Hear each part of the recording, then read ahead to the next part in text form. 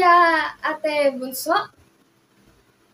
ako'y laging mag-isa, walang katuwang, walang kuya na maaasahan, walang ate na makakausap, walang bunsong hahabulin o tatawanan.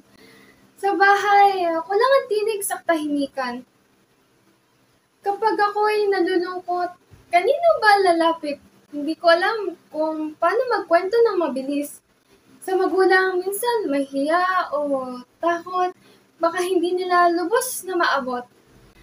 Walang masabihang, Kuya, ano kaya ang gagawin? O ate, tama ba ang desisyon ko sa hangarin? Lahat ng tanong sa isip ko lang umiikot. Ang sagot, hanapin ko ng mag-isa kahit mahirap. Ang hirap, walang makulitan, walang asaran, o habulan ng tawanan.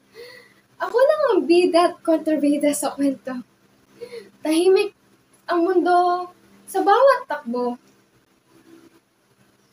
Na sa akin lahat ng atensyon, lahat ng tingin, lahat ng tanong. Pero laging may inaasahang sagot. Pero ako rin, minsan hindi sigurado sa mga sagot. Gusto ko rin sanang magtanong pero kanino? Ako lang ang naririto. Ang hirap minsang maging matatag kapag walang kasama sa bawat hakbang. Minsan iniisip ko, ano kaya ang pakiramdam na may kuya na may magtatanggol o may ate na may aalalay? Na kahit tahimik ako, may magsasabi na okay lang. May magbibigay ng lakas kahit sa simpleng lambing lang. Hindi naman ako nagrereklamo, pero minsan ang bigat. Mahirap itago. Nasanay na siguro akong tahimik lang.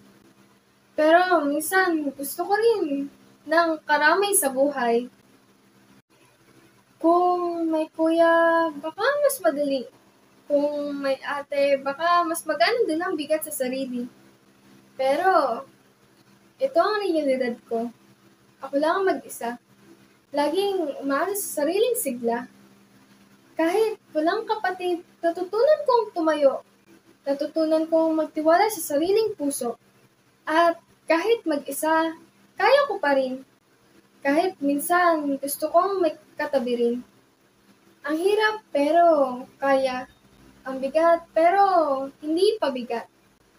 Hindi lang ako sanay na ibahagi ang aking nararamdaman dahil sa buhay nito, ako lang ang kaibigan. Kung may kaibigan man o wala, ang mahalaga may puso kang umaasa na kahit mag-isa, kaya mo magpatuloy. Kahit ang katahimikan mo, sumisigaw ng kwento sa loob. Kuya, ate, bunso, salamat sa imahinasyon. Pero sa huli, ako pa rin ang magiging solusyon. Ang pagiging mag-isa, minsan masakit, pero natutunan kong mahalin ang sarili sa gitna ng lahat.